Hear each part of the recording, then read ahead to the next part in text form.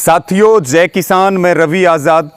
साथियों, लगातार पिछले 1-2 दिन से हमारे तमाम साथियों के, तमाम हमारे किसान भाइयों के, हमारे सहयोगियों के लगातार फ़ोन मैसेज आ रहे हैं कि बीजेपी ने तिरंगा यात्रा निकालने का ऐलान किया है।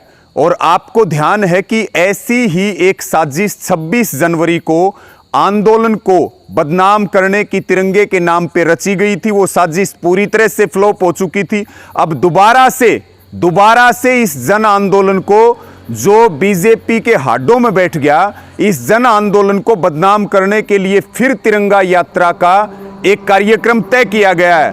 और जैसी हमें सूचना है कि 1 अगस्त से भिवानी जिले के लोहारू विधानसभा में कृषि मंत्री जेपी दलाल यहां यात्रा की शुरुआत कर रहे हैं और उसके बाद वो यात्रा 15 अगस्त तक अलग अलग तिरंगा यात्रा बीजेपी की हरियाणा भर में निकाली जाएंगी। और साथियों, आपको लगातार हम बीजेपी और जेजेपी के कार्यक्रमों का बहिष्कार कर रहे हैं और हमारे बीच में और बीजेपी वालों के बीच में तिरंगा आ रहा था, इसलिए ये बड़ा गंभीर मामला था। और इसके ऊपर हमारे संयुक्त किसान मोर्चा के सभी सीनियर नेताओं ने, हरियाणा के सभी संगठनों ने, हरियाणा के सभी किसान नेताओं ने मिलकर के गंभीर चिंतन करते हुए ये फैसला किया है कि हम बीजेपी की साजिश को समय से पहले समझें। और उन्होंने पूरे हरियाणा से अपील भी की है, निवेदन भी किया और एक फैसला भी किया है कि हम बीजेपी की साजिश को समझते हुए हम तिरंगा यात्रा का, जो 1 अगस्त से ये शुरू कर रहे हैं, उस तिरंगा यात्रा का हम कोई भी विरोध नहीं करेंगे। और साथियों, ये वही लोग हैं, 2002 तक आरएसएस के मुख्यालय पर तिरंगा नहीं फहराया जाता था।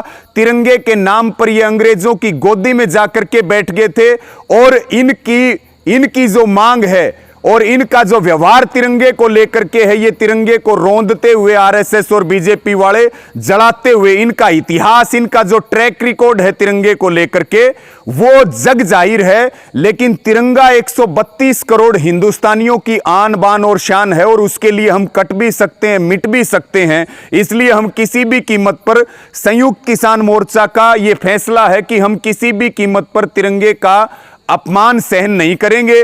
उस तिरंगा यात्रा में ये खुद साजिश रचेंगे और फिर गोदी मीडिया के माध्यम से तिरंगे को बदनाम करने के आरोप हमारे ऊपर लगाएंगे। तो अंत में यही निवेदन है कि हम इस तिरंगा यात्रा का कोई विरोध हरियाणा में नहीं करेंगे। ये संयुक्त किसान मोर्चा का फैसला है। और बाकी जितने भी बीजेपी और जेजेपी के कार्यक्रम होंगे हरियाणा में, वो गांव बंदी भी जारी रहेगी और बीजेपी जेजेपी के सभी घोषित कार्यक्रमों का विरोध भी शांतिपूर्ण तरीके से जारी होगा। और मेरा सबसे निवेदन है, इस वीडियो को शेयर करें और बीजेपी की इस साजिश को फेल करने का काम करें। और जो बीजेपी जेजेपी के कार्यक्रम होते हैं, उनका विरोध और गांव बंदी हमें लगातार जारी रखनी है साथियों।